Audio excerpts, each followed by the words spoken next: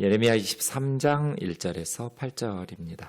여호와의 말씀이니라. 내 목장의 양떼를 멸하며 흩어지게 하는 목자에게 화 있으리라. 그러므로 이스라엘의 하나님 여호와께서 내 백성을 기르는 목자에게 이와 같이 말씀하시느니라. 너희가 내 양떼를 흩으며 그것들을 몰아내고 돌보지 아니하였도다. 보라, 내가 너희의 악행 때문에 너희에게 보응하리라. 여호와의 말씀이니라. 내가 내 양떼 남은 것을 그 몰려갔던 모든 지방에서 모아 다시 그 우리로 돌아오게 하리니 그들의 생육이 번성할 것이며 내가 그들을 기르는 목자들을 그들 위에 세우리니 그들이 다시는 두려워하거나 놀라거나 잃어버리지 아니하리라. 여호와의 말씀이니라. 여호와의 말씀이니라. 보라, 때가 이르리니 내가 다윗에게 한 의로운 가지를 일으킬 것이라. 그가 왕이 되어 지혜롭게 다스리며 세상에서 정의와 공의를 행할 것이며 그의 날에 유다는 구원을 받겠고 이스라엘은 평안히 살 것이며 그의 이름은 여호와 우리의 공의라 일컬음을 받으리라. 그러므로 여호와의 말씀이니라. 보라, 날이 이르리니 그들이 다시는 이스라엘 자손을 애굽 땅에서 인도하여 내신 여호와의 사심으로 맹세하지 아니하고 이스라엘 집 자손을 북쪽 땅 그 모든 쫓겨났던 나라에서 인도하여 내신 여호와의 사심으로 맹세할 것이며 그들이 자기 땅에 살리라 하시니라. 아멘. 예레미야 21장 11절부터 23장 8절 오늘 본문까지 왕의 집, 왕가에 대한 말씀이었죠. 이스라엘의 왕들은 하나님께서 원하시는 것은 오늘 본문에도 계속 반복되는 단어, 공동체를, 양떼들을 잘 돌아보는 목자 같은 그런 리더였죠. 하나님을 대신해서 하나님의 백성들을 잘 돌보는 목자. 이것이 이제 이상적인 왕이라고 할 수 있습니다. 왕은 양떼들을 이렇게 공의와 정의로 다스리면 되거든요. 제가 늘 말씀드리지만 대통령이 경제를 살리는 사람은 아니죠. 경제 활동을 하는 기업가나 국민들이 경제를 살리고요. 백성은 축구 심판이 골을 넣는 건 아니잖아요. 선수들이 골을 넣잖아요. 대통령은 심판 같은 역할이거든요. 바르게 실력을 길러서 이렇게 잘하는 기업에게는 잘 그 기업을 이렇게 더 잘할 수 있도록 보호해주고 지원해주고 반칙하는 선수에게는 옐로 카드를 레드 카드를 내듯이 이렇게 잘못된 기업이나 어떤 개인에게는 경고하고 때로는 퇴출시키고 그 과정이 이제 심판이 하는 역할이듯이 리더, 대통령이 하는. 그러니까 리더에게 중요한 것은 정의와 공의 이거거든요. 그러면 이제 그 사회가 정의로우면 불법과 편법이 통하지 않으면 어느 분야든지 실력을 기르려고 노력하고 실력을 기른 기업이 잘되고 번성하고 살아남으니까요. 근데 이제 불의한 정의와 공의를 상실한 그러한 리더들이 왕이 되면 그 공동체는 이제 불법과 편법이나 실력보다는 그러니까 점점 그 사회는 무능해지고 그 사회는 하나님께서 심판하시는 것도 있지만 그냥 시스템 자체가 망하는 길로 내리막길로 걸어가겠죠. 그래서 왕의 역할이 중요하죠. 하나님을 대신해서 백성들을 돌아보는 리더이어야 하니까요. 그의 나라와 그의 의를 구하라. 먼저 하나님의 나라와 하나님의 의. 이게 두 가지가 아니고요. 하나의 기도 제목이에요. 왜냐하면 하나님의 나라는 하나님이 다스리시는 하나님이 왕이신 나라는 의롭게 통치하시는 나라거든요. 그러니까 그걸 본받아야죠. 하나님의 나라는 의로운 통치가 구현되는 하나님의 나라, 하나님의 통치의 나라거든요. 그래서 의롭게 다스리시는 하나님의 나라를 먼저 추구하라 것이죠. 오늘 마지막 이렇게 왕가에 대한 말씀의 부분은 굉장히 이제 희망적인 말씀으로 끝납니다. 먼저 1절에서 4절 보겠습니다. 여호와의 말씀이니라. 여호와의 말씀이니라라는 말씀이 계속 나와요. 1절에서 4절까지도 보시면 4번이나 나와요. 여호와의 말씀이니라 하면서도 2절에도 이와 같이 말씀하시니라. 2절 끝에도 여호와의 말씀이니라. 4절 끝에도 여호와의 말씀이니라. 5절에서도 계속해서 여호와의 말씀이니라. 7절도 여호와의 말씀이니라. 그러니까 이 짧은 구절에 여호와의 말씀이니라, 여호와의 말씀이니라라는 말씀이 6번이나 나와요. 계속해서 반복되고 있다라는 것을 확인할 수 있죠. 그만큼 하나님께서 강조하면서 하나님의 말씀이라고 이야기하는 부분입니다. 내 목장의 양떼를 멸하여 흩어지게 하는 목자. 제가 이런 부분들 좀 아쉽다고 하는 게 목자 하면 한 사람인 것 같잖아요. 원문에는 복수 형태거든요. 목자들 이렇게 번역해 줘야죠. 네. 그러니까 유다의 왕들이에요. 목자들에게 화가 있으리라. 그럼 하나님의 목장은 유다 땅이겠죠. 가나안 땅. 그리고 하나님의 양떼는 유다의 백성들일 거예요. 예레미야 시대에는 그 상황에서는. 가나안 땅, 유다 땅에서 유다의 백성들을 하나님의 목장에서 양떼들을 몰아내고 흩어지게 하는 나라 망한 거죠. 나라 망해서 백성들이 여러 나라의 노예와 포로로 끌려가는 나라가 망해서 끌려가는 포로민이 된다라는 거 진짜 얼마나 고통스러운 일이에요. 우리는 지금 70년 동안 전쟁이 없이 평화를 누리는 이 한반도 5,000년, 반만년 역사에 처음 있는 일이죠. 이렇게 오랜 시간 전쟁이 없이 재앙이 없이 평화를 누리고 있다라는 것이 늘 한반도에는 전쟁과 침략과 이런 일들이 있었잖아요. 네. 그래서 망해가지고 포로로 끌려갈 때 조선시대 27명 왕 중에 정말 무능하고 악한 왕이 선조와 인조거든요.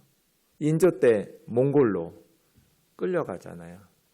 소현세자가 이렇게 왕의 첫째 아들이 여기 그 잠실의 삼전도에서 왕이 몽골의 왕에게 이마에 피가 나도록 머리를 박고 절을 하고 잘못했다고 싹싹 빌고 첫째 아들, 둘째 아들 복림대군까지 해서 소현세자가 몽골로 가는데 아버지 인조가 부탁을 해요. 우리 아들하고 며느리 좀 가마에 태워서 잘 좀 온돌방에 재우고 풍찬 노숙하지 않도록. 그런 게 어디가 있어요. 15일이면 갈 심양을 그때 이제 청나라의 수도가 심양이잖아요. 2달 걸려서 가요. 왜 15일이면 갈 거리를 2달이 걸렸을까요? 이 청나라 몽골 애들이 조선 백성들을 잡으면 청나라에 끌고 가서 노예로 팔아먹으니까 돈이잖아요. 그러니까 도망다니는 조선 사람들을 잡으려고 2달이 걸린 거예요. 그걸 소현세자가 보면서 피눈물을 흘리면서 심양으로 가죠. 나라가 망했다는 건 그런 거죠. 그냥 잡으면 갖다 팔아먹을 수 있는 노예니까. 그래서 엄청나게 많은 조선 사람들을 심양으로 끌고 가서 노예로 팔아먹죠. 그냥 잡으면 돈이니까. 나라가 망한다는 건 그런 거죠. 왕들은 양무리들이 흩어지지 않도록 또 일이나 사자나 맹수의 공격에 찢겨 죽지 않도록 잘 보호해야 될 책임이 있죠. 그 리더의 역할이죠. 하나님께서 왕들에게 부탁하신 바이죠. 그런데 오히려 2절 보면 내 백성을 기르는 목자들이 내 양떼를 흩으며 그것들을 몰아내고 돌보지 아니하였도다. 흩어져 있는 양떼들 모아야 될 판에 오히려 왕들이 두려워서 피난가고 도망가고 흩어지고 달아나는 이런 여우야김이나 시드기야 같은 악한 왕들 이야기거든요. 내가 너희 악행 때문에 너희에게 보응하노라. 그 왕들의 악행은 목자들의 악행, 그들의 죄는 뭐예요? 양떼들을 흩어지지 않도록 잘 돌봐야 되고 흩어진 양들을 잘 모아가지고 안전한 곳에서 살 수 있도록 보호해야 되는데 오히려 양떼들이 흩어지고 달아나도록 악을 행한 죄죠. 그래서 하나님께서 그들에게 왕들에게 보응하시고 심판하시겠다고 하시는 거예요. 결국 다윗 왕과가 끊어지죠. 바벨론에게 망하면서 다윗 왕조는 끊어져요. 그래서 사실은 예수님 신약 시대에 오면 이제 5절부터 나오는 예수 그리스도라는 그런 왕, 의로운 가지, 그런 영적인 하나님의 나라 외에 실질적으로 이스라엘을 다스리는 왕은 헤롯 가문이죠. 헤롯은 다윗의 후손이 아니에요. 심지어 이스라엘 사람도 아니에요. 헤롯은 에서의 후손이 에돔이라는 나라잖아요. 야곱의 후손이 이스라엘이고요. 쌍둥이 형 에서의 후손인 에돔 나라, 이두메라는 신약시대에는 이두메 출신이에요. 헤롯은. 그러니까 이스라엘이 로마 제국의 비호를 받는 이두메 사람 헤롯이 왕인 거예요. 다윗 왕조는 끊어져 버리죠.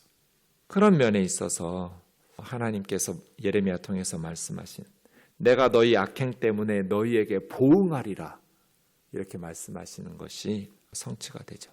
유다 왕들이 하나님의 심판을 받는다고 그래서 유다 백성들까지 하나님께서 포기하고 버리신 건 아닙니다. 그게 3절이에요.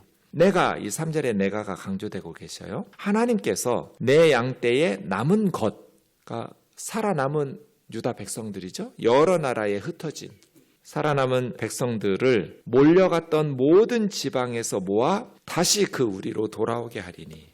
네, 다시 우리로, 목장으로. 그러니까 이게 사실은 불가능한 일이잖아요.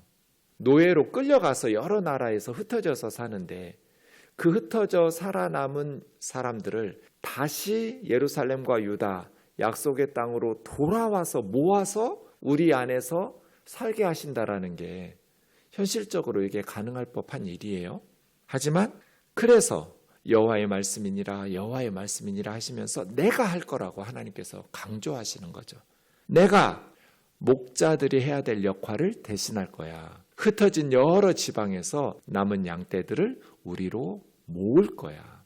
왕들이 했어야 될, 리더들이 했어야 될 일인데 하나님께서 하신다는 거죠. 그거는 이제 노예로 살고 있는, 포로로 살고 있는 그들에게는 회복과 구원의 소식이겠죠. 다시 고국의 땅으로 돌아오게 하신다는 회복의 말씀이고 구원의 말씀이죠. 소현세자가 이제 나중에 청나라가 조선이 그렇게 떠받들었던 조선의 역사 중에 제일 한심한 게 명나라를 사대하다가 망한 거거든요. 지금 청나라에 의해서 명나라가 이미 무너지는 걸 보면서도 소현세자가 심양으로 갔을 때 8년 있다가 돌아왔는데 조선으로 명나라가 멸망하는 것, 북경, 베이징을 정복하는 걸 같이 보잖아요. 그래서 소현세자는 아담 샤할이라는 그 천주교 신부도 만나고 이게 서학, 기독교 복음도 듣고 예배당에서 예배도 드리고 그래서 아마 조선 왕들 중에서 가장 국제 정세를 경험한 그리고 최신 세계 문명을 경험한 그러니까 사실은 조선의 왕들이 자기 후계자들을 왕자들을 좀 외국의 발전한 나라에 사신으로 보내서 발전한 나라들은 어떻게 다스리는지 그러한 것들도 좀 가르치고 해야 되는데 조선의 왕들 중에 그런 사람이 없었어요. 소현세자가 와서 정말 잘 준비된 왕이었어요.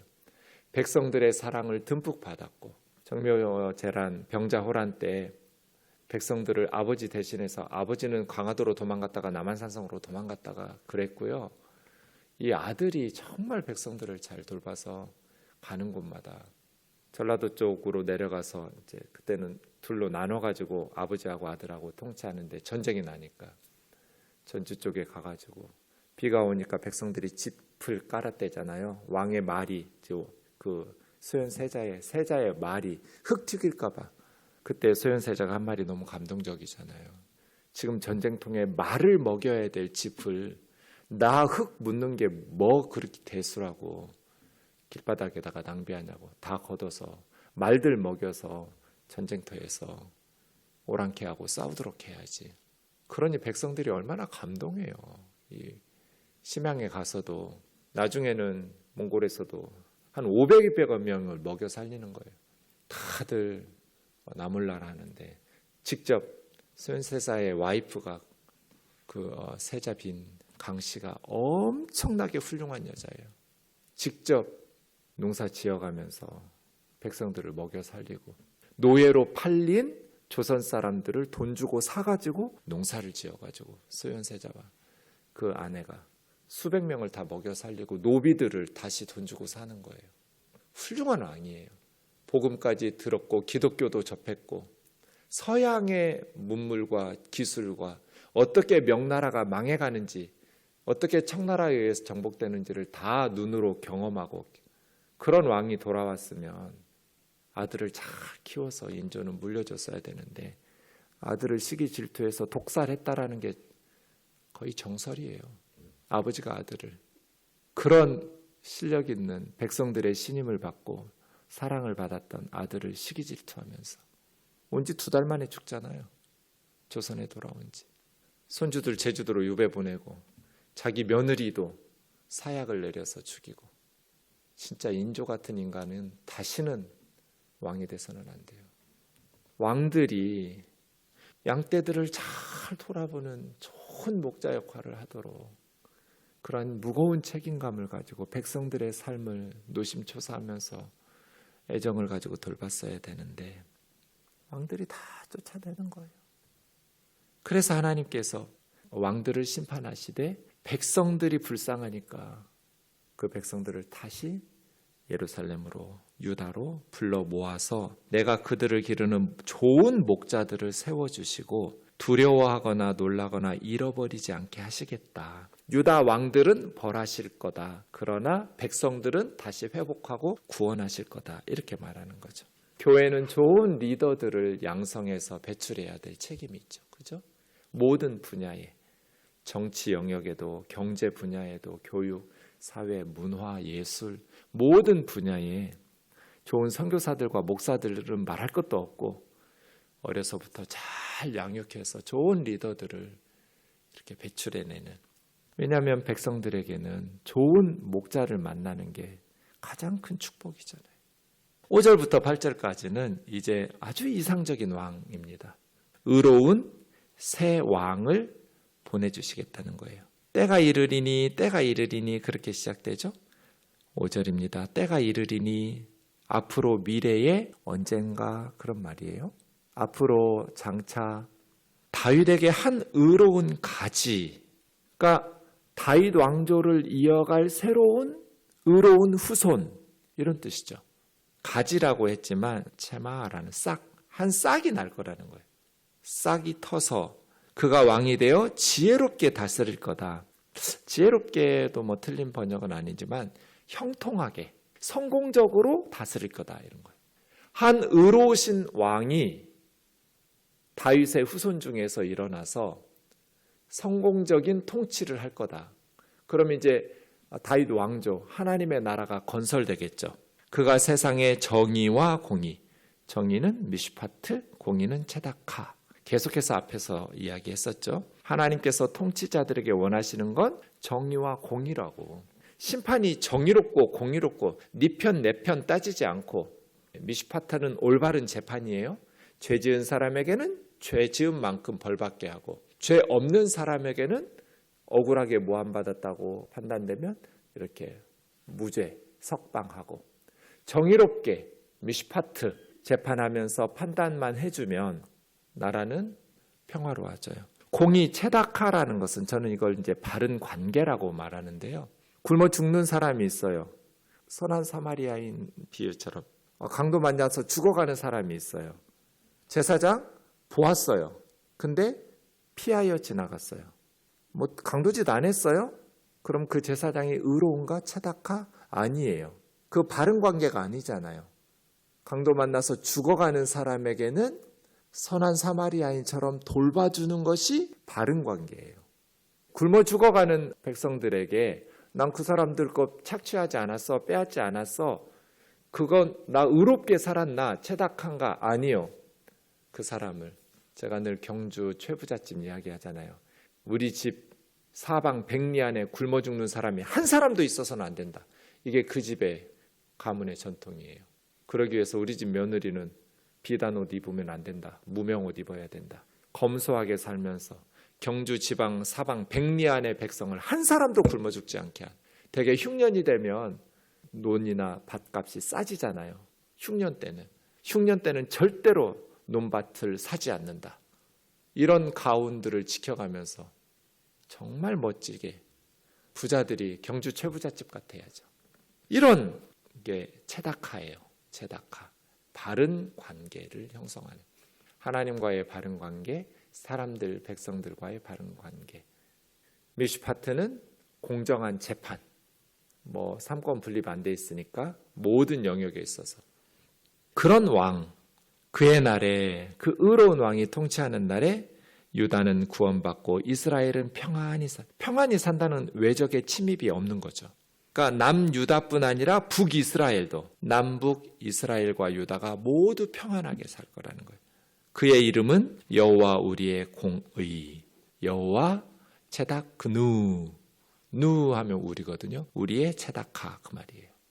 원래 시드기야가 우리는 시드기야 했지만 치드키야거든요. 치드키야. 체다카예요. 체다카. 여호와 야는 여호와거든요. 여호와는 나의 의. 이게 시드기야예요. 그런데 시드기야는 너무나 의롭지 못한 왕이어서 시드기야 때 나라 망한 거예요. 바벨론에게. 그럼 누가 진짜 우리의 공무?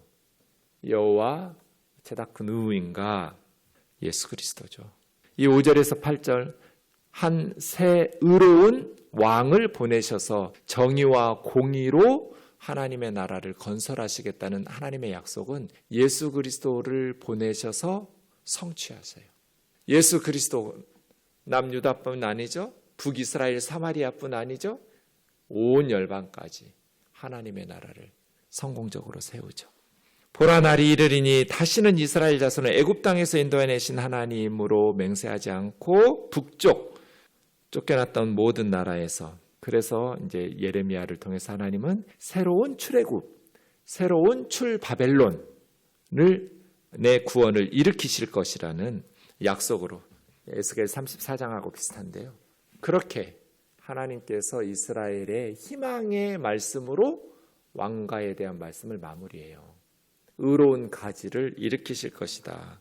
그래서 흩어진 양무리들을 우리로 모을 거다. 그때는 남유다뿐 아니라 북이스라엘도 구원을 받고 회복을 될 거다. 그 의로우신 왕 안에서 하나님께서 새로운 구원을 베풀면서 새로운 나라를 건설할 것이다 라고 말씀하십니다. 예수 그리스도가 세우신 하나님의 나라는 교회를 통해서 온 열방에 전파되고 통치가 이루어집니다. 교회하면 저는 그리스도의 몸이라는 표현이 제일 중요한 표현이 아닌가 이렇게 생각합니다. 교회가 무엇인가? 그리스도의 몸이다. 머리 대신 그리스도의 몸이 되어서 지금 하나님의 나라, 하나님의 통치를 지역사회에 온 열방에 시행하여서 천국을 미리 보여주는 맛보기, 미리 보기 같은 공동체를 이루는 게 교회의 사명이다. 우리 우면동 교회가 그리스도의 몸인가? 작은 예수가 되어서 이 지역사회에서 또 교우들과 또 우리 아이들에게 하나님의 나라는 이런 것이라고 천국을 미리 보게 하듯이 의로운 하나님의 통치, 사랑의 그 능력을 성령의 권능 안에서 누릴 수 있도록 그렇게 보여주는 그러한 나라가 교회가 되기를 원하고 또 그러한 리더들을 기르는 데는 오랜 시간이 필요하거든요. 모세 한 사람 키우는데 80년 걸렸잖아요. 하나님께서. 하늘에서 뚝 떨어지지도 않고요. 금방 뚝딱 만들 수도 없어요. 리더는. 오랜 시간 동안 교회에서 기도로 눈물로 사랑으로 말씀으로 양육하면서 길러내는 그러한 우면동교회 되었으면 좋겠습니다. 기도합시다. 사랑하는 하나님 아버지, 하나님께서는 리더들을 통해서 양떼들이 하나님의 은혜를 누리며 살아가게 하십니다. 그래서 양들에게는 좋은 목자를 만나는 것보다 더 큰 축복이 없습니다. 우리 우면동 교우들과 우리 아이들의 삶에 좋은 리더들을 만나는 복을 내려주시고 또 좋은 리더들을 양성하여 세상의 소금으로 빛으로 길러낼 수 있는 그러한 교회가 되게 하여 주옵소서. 예수님의 이름으로 기도하옵나이다. 아멘.